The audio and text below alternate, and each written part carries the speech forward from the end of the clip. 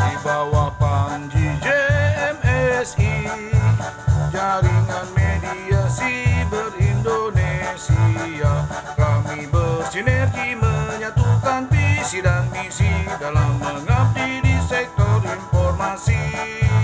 Di bawah Panji JMSI, jaringan media siber Indonesia, membangun ekosistem industri media siber, Rajas Pancasila dan Undang-Undang Dasar 45. Jaringan media siber Indonesia akan terus melaju, berpacu bersama mitra dalam berusaha dan berkarya, melestarikan citra dan marwah bangsa. Jayalah JMSI, jayalah jaringan media siber Indonesia.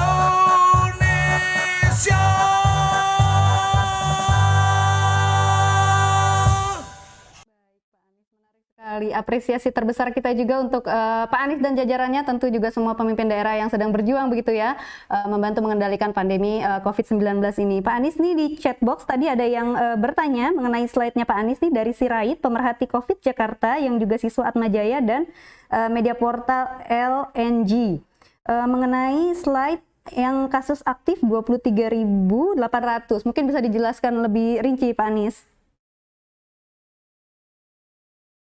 Gimana maksudnya, Mbak?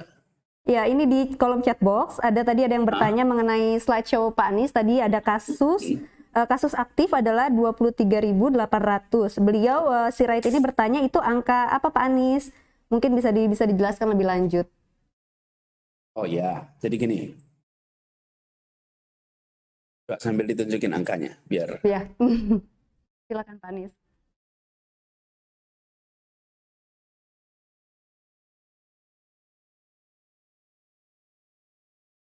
Nah, yang biasa keluar di media adalah total kasus positif.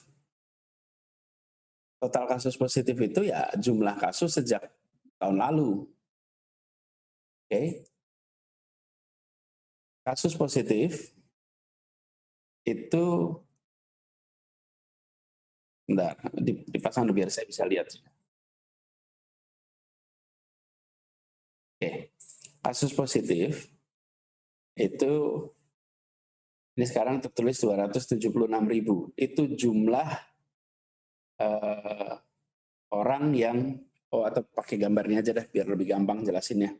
Supaya nanti teman-teman kalau lihat apa data itu akan lebih mudah untuk sebentar ya. Saya pasang dulu. Siap. Ya, untuk teman-teman yang lain nanti masih saya buka kesempatan barangkali untuk satu penanya terakhir yang mau berdiskusi dengan Pak Anies Baswedan. Silakan cantumkan nama atau pertanyaan di kolom komentar begitu ya. Menarik sekali nih diskusi kita siang hari ini mengenai penanganan COVID-19 di DKI Jakarta dan juga bagaimana kesiapan pemerintah juga bersinergi bersama dengan teman-teman media untuk sama-sama satu barisan melawan pandemi COVID-19 yang di tahun 2021 ini masih jadi ancaman nyata di tanah air. Baik, ini Pak Anies rupanya banyak dapat salam begitu ya dari rekan-rekan di daerah. Ada yang dari Jambi begitu, dan di sini juga hadir teman-teman JMSI dari berbagai daerah di Indonesia. Terima kasih sudah hadir teman-teman. Baik. Oke. Ya. Bagi teman-teman yang masih mau bertanya, boleh saya berikan satu kesempatan terakhir. Karena sebelum kita tutup sesi diskusi bersama dengan Pak Anies pada pukul 12.00.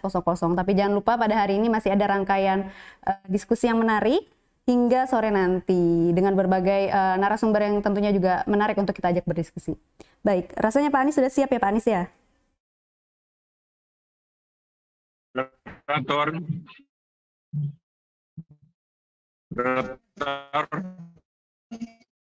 Dari Sulawesi Utara bisa nggak? Oke, izin Pak Anies. Suaranya masih mute rasanya? Halo, apakah terdengar sekarang suaranya? Ya, oke, sudah clear. Silakan Pak Anies. Kasus aktif ini di atas 23.000, kasus aktif itu artinya orang yang sudah terdeteksi positif dan belum sembuh. Jadi ini disebutnya kasus aktif. Kalau dia sudah sembuh, maka sudah bukan lagi menjadi masalah. Karena dia sudah sembuh. Jadi kalau kasus aktif itu orang yang sudah terdeteksi positif tapi belum sembuh. Dia dalam penanganan.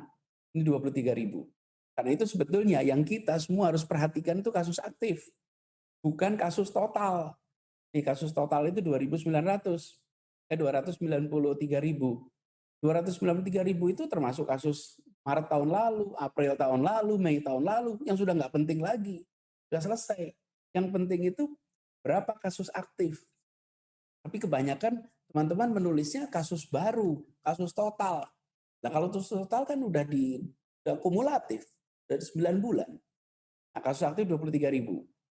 Lalu dari kasus aktif ini, kalau kita lihat nih angkanya di atas, ada tulisan minus 175. Artinya apa? Artinya berkurang 175 orang dibanding kemarin. Kemudian yang di bawah, itu total meninggal, totalnya 4.500 yang meninggal, artinya kemarin ada 46 orang yang meninggal. Kemudian tingkat kematian 1,6%. Itu cara kita mengumumkan. Ini kita umumkan tiap hari nih. Formatnya seperti itu. Jadi kasus COVID Jakarta tiap hari diumumkan seperti ini. Lalu di sebelah kanan ada total sembuh. 4.342 adalah orang yang sembuh kemarin. Jadi dari 23.000 itu ada 4.300 yang sembuh. Kemudian ada 4.200 kasus baru. Itu di bawahnya ada kasus positif total. Jadi 4.200 kasus baru, 4.300 sembuh, karena itu kasus aktifnya berkurang 175. Kelihatan ya bedanya? Itu cara mengukurnya tuh. Saya ulang, kasus positif secara total tadi ada kasus tuh, tambahan kasus yang hasil tes 4.213, masuk kasus baru, yang sembuhnya 4.300, maka jumlah kasus aktif menjadi berkurang sebanyak 175 orang. Begitu cara membacanya. Makasih. Baik, menarik sekali Pak Anies. Jadi kita nih. Kalau boleh saya tunjukin testing juga boleh nih. Ini baik. Jumlah orang yang dites kemarin 17.000. Itu orangnya, kalau spesimennya 19.000. Jadi ada orang yang ada sekitar 1.700 orang yang dites untuk kedua kali atau ketiga kalinya. Tapi yang tes pertama 17.000, jadi jumlah orangnya. Kemudian di bawah itu adalah persentase kasus positif, namanya positivity rate, itu dihitung selama 1 minggu. Jadi 1 minggu positivity rate. Jadi di dalam pandemi ini nggak ada data harian, adanya data mingguan. Makanya itu kalau ada yang bicara data harian, ini berarti fokusnya salah nih, karena fokusnya harusnya mingguan. Mengapa mingguan? Karena memang siklusnya beberapa hari. Seperti kalau tes positif 17.000 hari ini, sungguhnya dia menggambarkan peristiwa penularan seminggu atau 2 minggu yang lalu. Karena itu hampir WHO selalu menggariskan, jangan fokus pada daily positivity rate, tapi weekly positivity rate. Itu yang dipegang WHO, itu yang kita kerjakan di Jakarta. Makasih. Menarik sekali. Jadi harus melihat dari berbagai perspektif begitu ya. Pak Anies, ternyata rupanya di kolom chat box banyak sekali yang mengantri untuk bertanya, tapi saya akan pilih beberapa. Ada banyak salam nih untuk Pak Anies dari Riau, dari Bengkulu, teman-teman JMSI, juga dari daerah begitu ya. Saya mau ambil satu pertanyaan nih, Pak Anies. Bagaimana dari NTB, bagaimana kesiapan DKI dalam menghadapi COVID-19 di musim hujan, apalagi jelang puasa, jelang lebaran, jelang liburan pula nih Pak Anies. Silakan Pak Anies. Persiapan COVID sama saja di hari apapun, di jam apapun. Karena memang COVID-nya tidak kenal puasa, COVID-nya tidak kenal Februari, Maret, April. Karena itulah kita harus siaga sepanjang waktu. bila ada kepengungsian dan lain-lain di Jakarta, kita sudah siapkan tenda khusus untuk mereka yang punya permasalahan dengan COVID. Jadi tendanya ada bilik-biliknya. Jadi bila ada pengungsian, apakah karena banjir atau bencana alam, maka kita sudah ada lebih dari 100 tenda yang bisa untuk penanganan COVID. Jadi itu salah satu yang khas. Tapi intinya sama, kurangi mobilitas, kurangi interaksi langsung, pakai masker, jaga jarak, cuci tangan. Gitu. Baik. Pak Anies, ini pertanyaan terakhir barangkali untuk Pak Anies ya. Ini dari beberapa penanya, ada salah satunya dari Yogi Anugrah dari CNN Indonesia. Pak Anies, hari ini kan terakhir PPKM di Jakarta. Kelanjutannya bagaimana nih Pak Anies? Apakah akan PPKM skala mikro nih Pak Anies?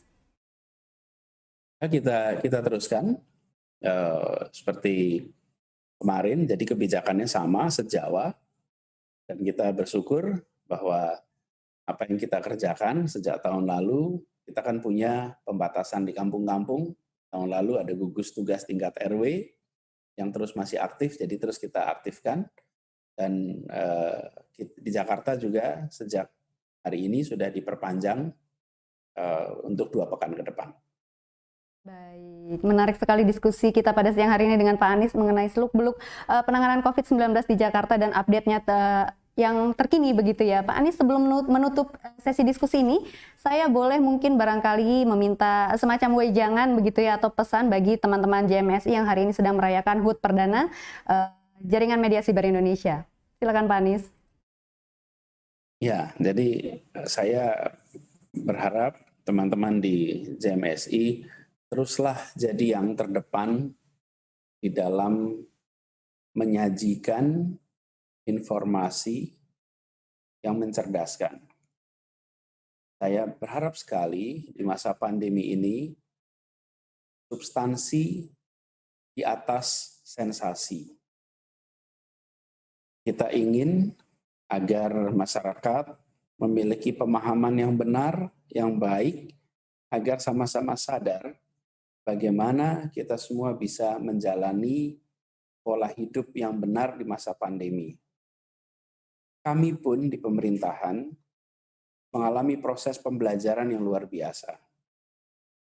Di awal tahun lalu, bulan Januari tahun lalu, kami di Jakarta sudah mulai belajar tentang kebijakan-kebijakan penanganan COVID dari berbagai negara, berbagai kota. Karena kita sadar bahwa bila wabah itu meluas, maka Jakarta yang menjadi pintu gerbang Indonesia pasti akan berhadapan dengan masalah ini pertama dan mungkin besar. Jadi kami pun belajar.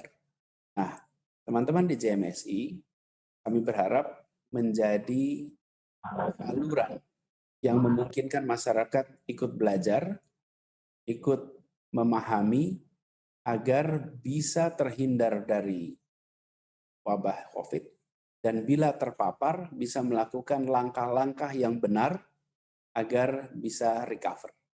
Itu harapannya, dan saya berharap JMSI terus solid, terus menjadi penjaga idealisme media, khususnya di jejaring media cyber. Besar harapan dititipkan teman-teman semua. Terima kasih. Terima kasih Pak Anies. Substansi di atas sensasi itu pesan utama yang akan kita ingat selalu begitu ya. Akhir kata saya ucapkan terima kasih banyak kepada Pak Anies Baswedan atas kesempatannya pada siang hari ini, atas diskusi hangatnya, juga kepada teman-teman sekalian jangan tinggalkan. Boleh nanya sebentar nama Pak Anies? Oh oke, baik. Ada Pak Ilham Bintang nih rasanya nih mau bertanya langsung ke Pak Anies. Silakan Pak Ilham Bintang. Assalamualaikum Pak Gubernur. Siap, Waalaikumsalam Bang. Ya, alhamdulillah sehat ya. Alhamdulillah. Baik. Saya kemarin dapat pemberitahuan untuk vaksin hari ini. Daftar vaksin untuk usia 60 ke atas gitu. Bagaimana menurut Pak Anies? Apakah sudah aman itu untuk 60 tahun ke atas? Ya.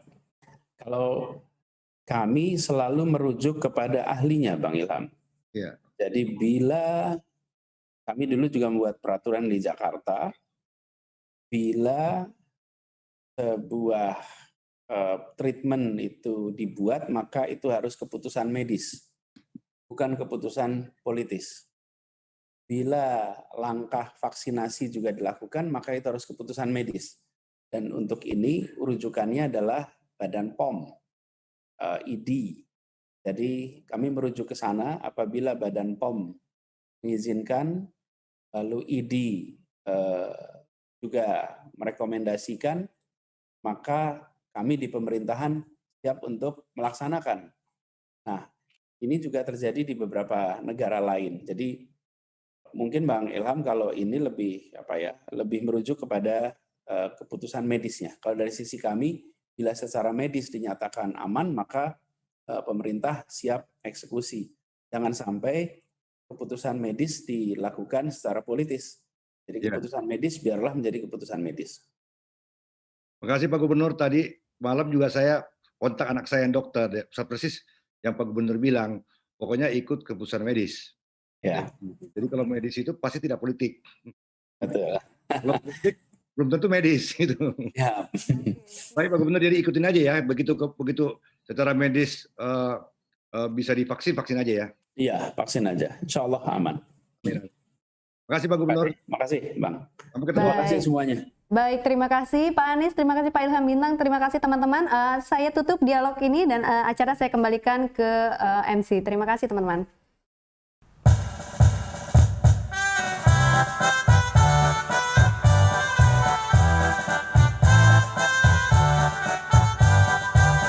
Di bawah panji JMSI, jaringan mediasi ber-Indonesia, kami bersinergi menyatukan visi dan misi dalam mengabdi di sektor informasi. Di bawah panji JMSI, jaringan mediasi ber-Indonesia, membangun ekosistem industri mediasi berajas Pancasila dan undang-undang.